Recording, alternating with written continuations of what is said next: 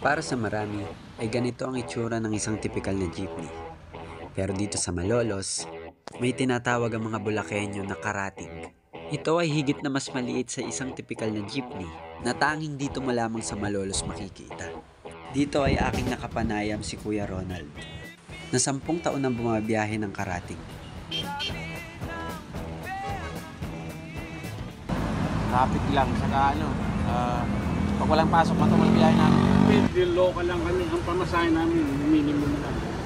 4 kilometers lang ang ruta namin eh. Pinakamalayo namin Lugang. Tinawag itong karatig dahil ang jeep na ito ay bumabiyahe lamang sa mga karatig na barangay sa Malolos. Kahit na mura lamang ang pamasahe, ay nakapagtagal ang jeep na ito sa mga kalsada ng Malolos. Nagustuhan din ito ng mga pasahero dahil mabilis lamang ito mapuno at sa magaan sa bulsang pamasahe nito.